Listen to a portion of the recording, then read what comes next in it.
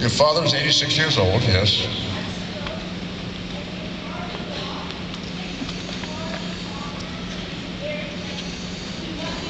He's cranky? Really?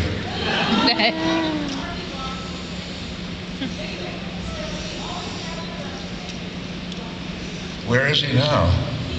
He's at home. Oh, here comes the question, okay.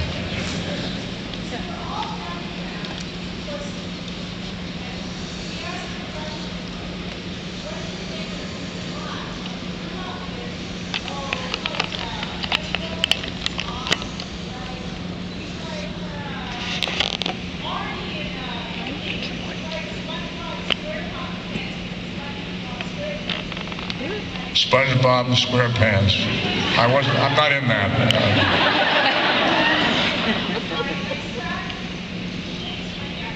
This is the question now?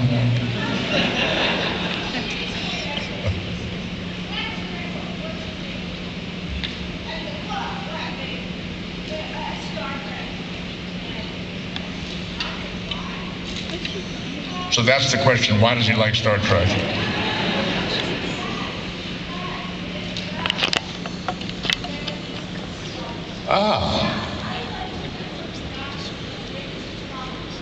He likes Star Trek because it is about humanity's struggles. Very profound. Okay. He's right. He's right. Absolutely. No, I think it's true. I think one of the most important aspects thematically about Star Trek is that it's about a team of people working together to solve problems.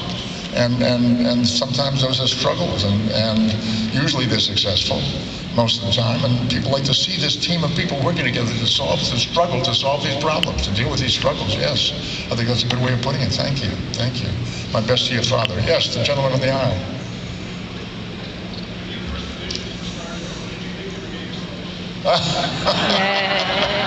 Well, actually, I didn't actually audition for Star Trek, and that was the interesting thing about it. I was acting in various TV shows and doing fairly well. I was working fairly steady. After about 15 years in Hollywood, my career was moving along nicely. And I acted in a television show called The Lieutenant, which starred Gary Lockwood. And I did an episode of that. And then after it was done, my agent called me and said, Mr. Roddenberry, who was the producer of that series, called and said that he has in mind a role for you in a science fiction project that he's developing. He'll be doing a pilot film sometime in the future. Well, that's very flattering, but there are a lot of maybes between that phone call and what has to happen to become a series and a job. He has to sell the pilot idea, the pilot has to be made, and then the network has to buy the series, and they have to continue to like you enough to keep you in the series. There are all kinds of ifs and maybes along the way, but that's how it happened. I got a call a while later. Mr. Roddenberry would like to meet with you, and I went to see him, and I thought, well, now I'm going to be auditioned. And on the contrary, he began showing me through the various departments. He said, this is what the costumes are going to look like. Here are the drawings of the Enterprise and the various other sets, and here are some of the props. We're going to have a communicator, we're going to have a tricorder and a phaser, and Mr. Spock will have pointed ears. And I began to understand that he was selling me on doing this job, and I thought, if I keep my mouth shut, I'm going to go to work here.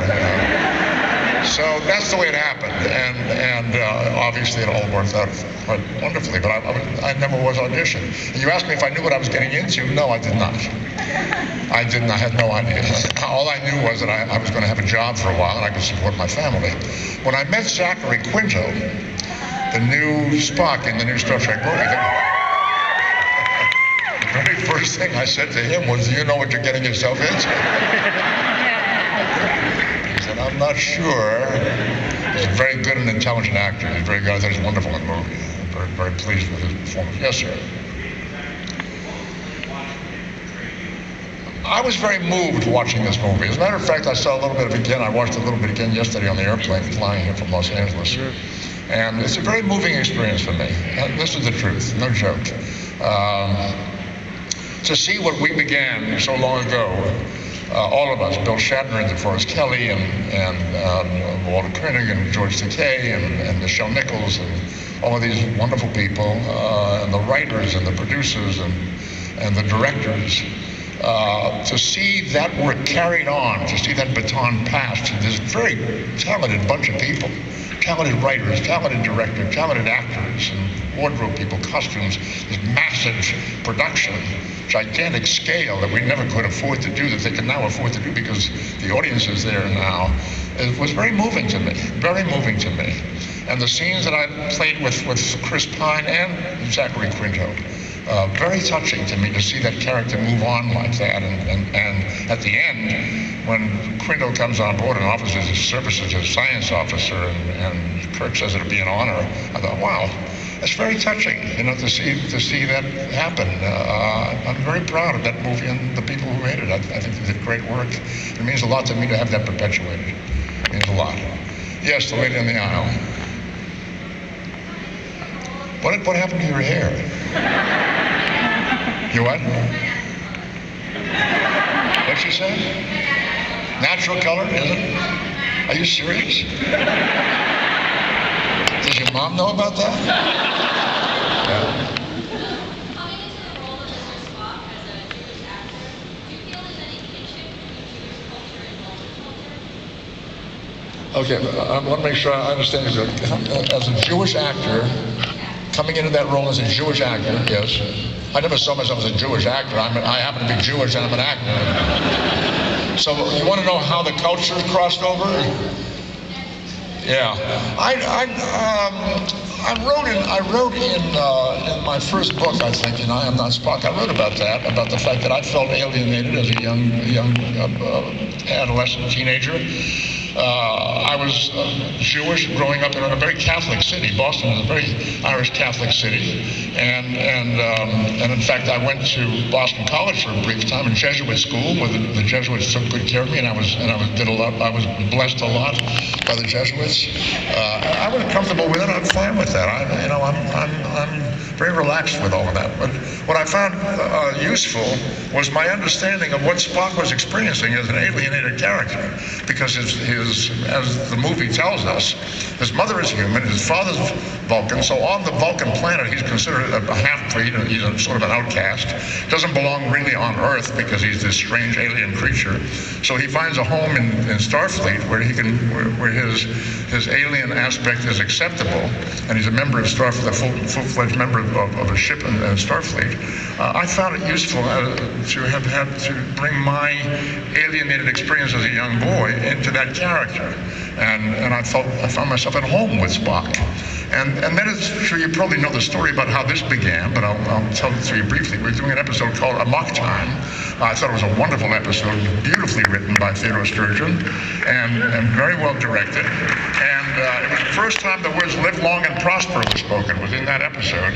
And we're going to Vulcan to meet Spock's Vulcan peers, and Spock is betrothed to be married. He's in the mating season. It happens once every 7 years. Yeah. It's quite an event, I'll tell you. And well worth waiting for. So we go to Vulcan, and I was particularly keen to find possibilities to develop the Vulcan culture, because this was the first time we're seeing other Vulcans. First time we're going to the Vulcan planet and seeing them. We'd only seen Spock. The only Vulcan was the only Vulcan we'd seen up to that point.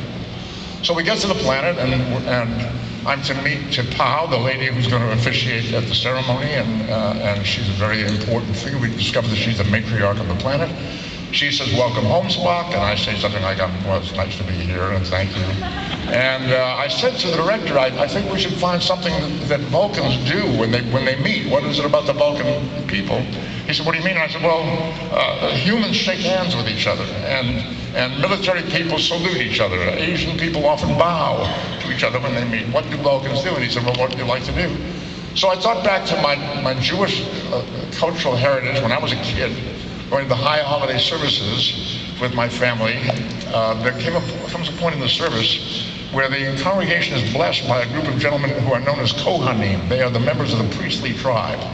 They bless the congregation with a blessing that translates into, we find it in the New Testament as well, may the Lord bless you and keep you, may the Lord cause his countenance to shine upon you, may the Lord turn his graciousness unto you and grant you peace. And when they do this, the congregation is standing. I'm with my father and my brother and my grandfather.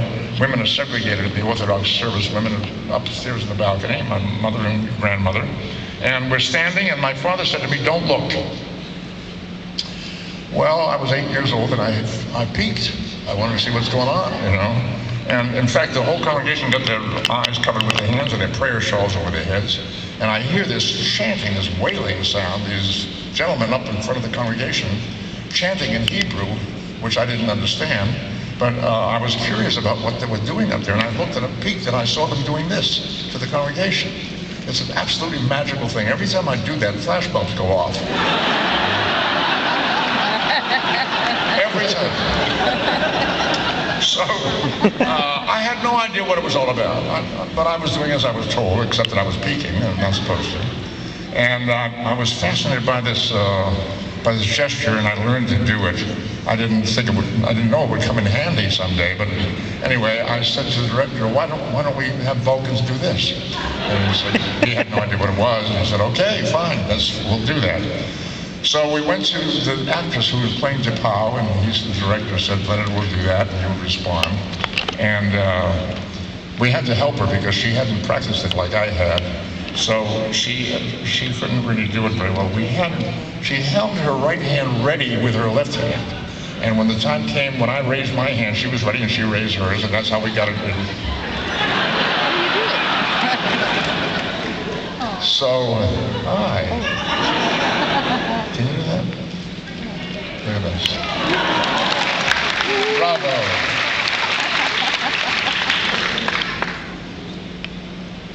What did you say?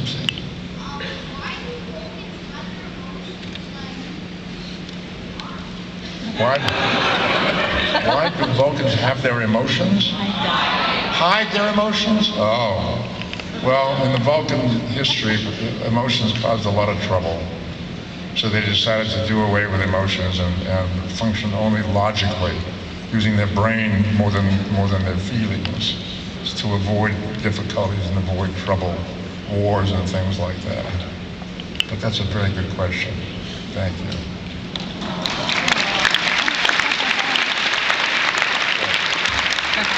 So anyway, that's how and why we got it in the show. I learned later that this is the shape of the letter Shin in the Hebrew alphabet. It's the first letter in a number of very important words in the Hebrew language. It's the first letter in the word Shaddai, which is God's name, and that's why they do it in this ceremony. They use a symbol of God's name as they're blessing the congregation. Okay, thank you. And it's also the first letter in the word Shalom, which means peace. So it's a very important word, and that's why they're using that gesture. I also found out much later that you're not supposed to look because the belief is that during that ceremony, the Shekinah, the feminine aspect of God, comes into the sanctuary to bless the congregation. And she being a deity, she gives off such a powerful light, you could be injured if you see that light. So you protect yourself by covering your eyes. I peeked and I survived, but anyway, that's the story. And that's why I published a book called Shekinah, which is about that feminine aspect of God, photographs of the feminine deity. That's the story. Just 2 or 3 days after that episode went on the air, when we saw this for the first time, I was in Cleveland for an appearance on a weekend, and we stopped at a traffic light, stopped at a traffic light, and a car pulled up beside us. Very pretty young lady recognized me, and she waved at me like that with the gesture. I was really excited because that's the first time I ever saw it come back at me. It's been many times since then, but that was the first time. And I rolled down the window and I said to her, "Can you do it with your left hand?" And she got about that far and she said, "I'm sorry, I speak it with an accent."